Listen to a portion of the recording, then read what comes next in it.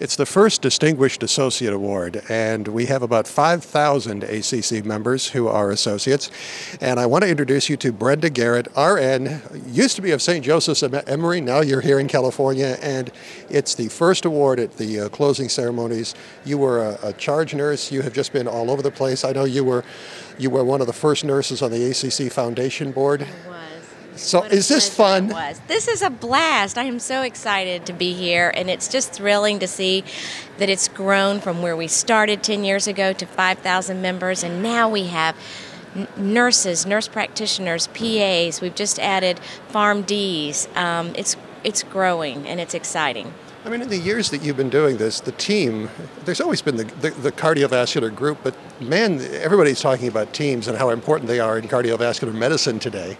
Well, I don't think anybody goes into a hospital or goes into a physician's practice and only sees the physician. I think long time ago, I'm dating myself, but we were always a team.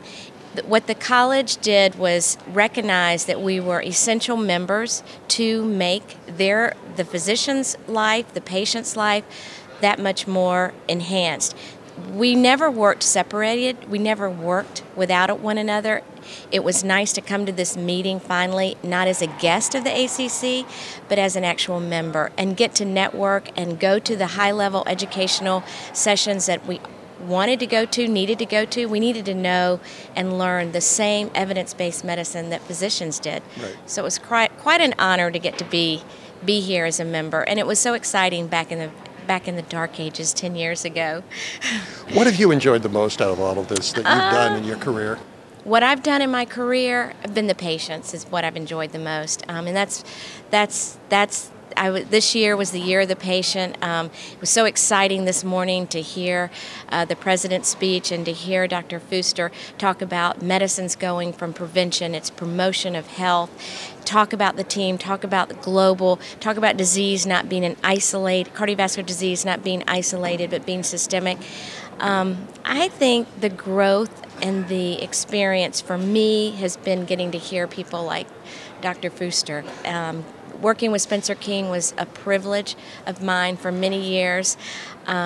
So I would say the physicians, the team, the nurses, the PAs, everybody that I've ever worked with that's made it an experience to enhance the life of a patient was great. Seeing Larry King get that award today was phenomenal. He has done a phenomenal job with his cardiac foundation. If I could leave a legacy like he's going to, I would be very honored. What a great guy. In a very recent issue of CardioSource World News, the cover story is on the Valley of Death, which is what they're talking about in terms of where doctors are right now. Everything is changing in medicine, and it's really a downer. That's why to interview you, you still seem optimistic. I am optimistic, and this may give away my political persuasion, but I am thrilled that we may soon have a country where we do have medicine that everyone can afford. I think that's, as a nurse, when I took care of a patient, it didn't matter what insurance they had, if they had money or they didn't have money. And I think we need to afford medicine. I think we need to teach better. I think we need to do things that you can't do alone, a physician can't do alone. Physicians are being hit hard. Hospitals are being hit hard. The nation's being hit hard. The global economy is being hit hard.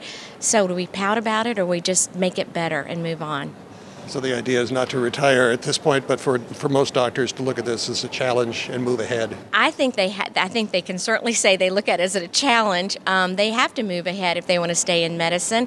You have to grow with the changes, and I think that's what the college did when they invited nurses and PAs to join. They grew. They acknowledged the change. They enhanced it. They invited us to the table, and I think that's what physicians have to do with these hard changes that they're being pressed to make nowadays. I've gone through many changes and heartbreaks in the changes myself, but I just always look at that glass half full, not half empty. Well, thank you very much. Brenda Garret is an RN and the first Distinguished Associate Award winner. She'll get a reward at the closing of the ACC 13 meeting. You'll see all kinds of coverage, and including a special supplement issue to CardioSource World News with coverage of this meeting. I'm Executive Editor Rick McGuire.